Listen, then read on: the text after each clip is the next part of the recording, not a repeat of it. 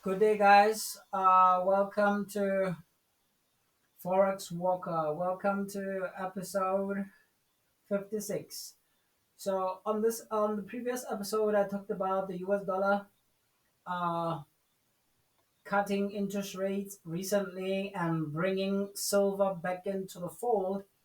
Remember, on the previous episode, I was informing you that I don't choose currency pairs. Currency pairs choose themselves for me through the positive carry, through the swap that I pay on that gets paid to me on overnight charges.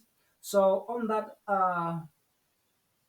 positive carry and negative carry episode, I talked about an interest rate cut. We The reason why we held the interest rate cutting cycle, the U.S. became aggressive when they began their interest rate cuts.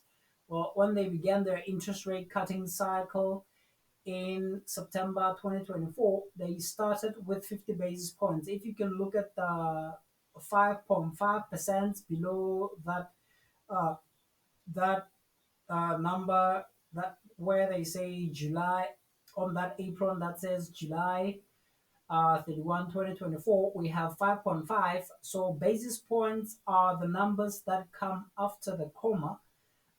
So I usually say zero point 0.5. That means zero point 0.5 basis points. That mean or 25 basis points. 25 basis points is 0.25. So in this case, they decided to cut an interest rate of 0.50 basis points, which is 0.50. So that's where they slashed the entire zero point 0.5 basis points, which is a 0.50. So they started with a 50 basis points and then they went with 25 basis points, 25 basis points until here. And they held ever since. The reason why they held is the inflation. As soon as they began, they were falling off of a cliff, but as soon as they started the interest rate cutting cycle, they were able to get what do they call it, soft landing on the inflation, where they got the 2.4 percent in inflation at 1 to 2.3, and then it turned around to 2.4, and then it rallied ever since. So this soft landing, usually what they do is that they, let's say we are at 2.8%, they cut interest rates, they cut interest rates ahead of the inflation dropping lower. So that's when you start seeing inflation turning around like that, it shows you a positive response to the Federal Reserve or the Reserve Bank. So what happens is that this rally in inflation, this positive response or this quick turnaround in inflation gave the Reserve Bank uh, a positive reading. That's the reason why they had to hold the interest rate cutting cycle. So they held it from December 2024 all the way up to August, all the way up to September the 17th, 2025. That means for the whole year they did not cut interest rates. And that shows a good response of a currency towards it shows a positive response towards the interest rate cutting cycle, meaning what I'm trying to explain is that uh, the US dollar is about to exit the recession, or it is already exiting the recession. So we should look forward to, because the Reserve Bank talked about an interest rate cut in October, which I believe it may not introduce. The reason being, if you look into the GDP, we had a 2.8 when they began the interest rate cutting cycle, 2.4. It fell to 2%, and then it turned around to 2.1%.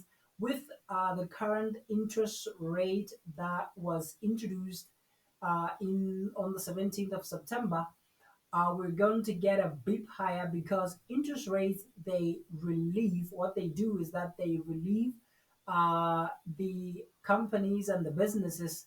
So what they do is that uh, when you cut interest rates, money becomes cheaper. What I mean by that is when the banks make loans to the Reserve Bank, uh, it becomes cheaper. Those loans are cheaper or payable with less interest rates. So the Reserve Bank provides cheaper loans to the Reserve Bank or to the banks after the interest rate cut, and the civilians or the individuals and the businesses who take loans from banks, they get them at a much lower price. So what happens is that the businesses begin to do well, and the consumers, they start enjoying going to the stores because the uh, consumer inflation lowers a little bit, or what we call the consumer price index, it begins to drop a little bit, not that much, and things become cheaper at the store as well. So that's how these interest rate cuts are mediated. They're mediated just for making the loans cheaper for the businesses. So here I'm expecting a bit higher. I'm expecting the businesses to be relieved. And because of this beautiful response, I'm expecting the United States to exit the interest rate cutting cycle much quicker. That means we're looking forward to the US dollar exiting the recession much quicker. So here I have the pound JPY, who is at the moment exiting the recession. I've been talking about this for some time on April the 25th, and I need to show you how I held these trades. There's some when you trade JPY trades, uh, where you have a currency that you are buying, like a pound, and you have a JPY, you need to understand that the JPY is directly correlated to the volatility index.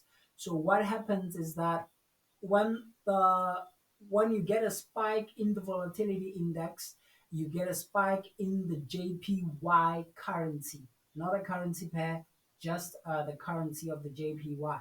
And after the spike, what you need to do is that when the spike is at the peak and you understand that the spike is about to turn around and go lower, you need to just hold the currency. Even if you don't have context in macroeconomics, you just hold that currency. You look for a currency that is a safe haven, which is the JPY, and a currency that is a high risk currency. So what happens when you see the spike, the pound, AUD, commodity currencies, the euro, you will see those currencies collapsing, and the JPY gaining, growing, giving you a spike. And when the spike turns around, you just buy pound JPY or euro JPY or AUD JPY, NZD JPY. You buy those currencies. So what happens here, if you can check the date down here, just look at it. It says Monday, the 5th of August, 2024. Used this to measure the volume of the currency. So it said, let me check it. It said the let's see. It says the 5th of August 2024. So here it says the 5th of August 2024, if you can check it down here. The 5th of August, let's check it again. The 5th of, man, it's playing me now.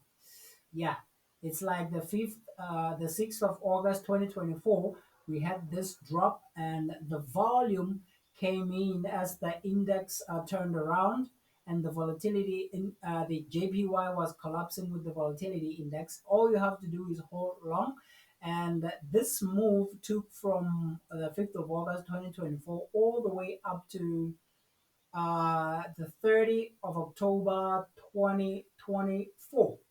or you can measure it from here, which is the 31st of December 2024, and it turned around. If you held from here, you could still be holding, and it came down here the following year, which was created. This is a volumetric divergence, but I know how I see my volume. I don't need that thing.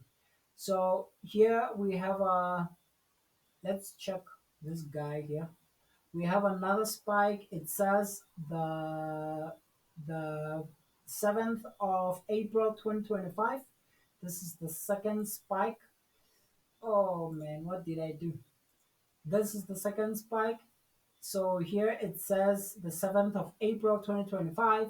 This is where we were supposed to be holding this. This thing will take more than a year to actually get to the highest point. So what happens here is that the JPY was collapsing faster than anything else, and the pound was gaining, even though the pound will be going bearish, but because of the JPY, the currency will be moving much better. So here I want to show you my speculations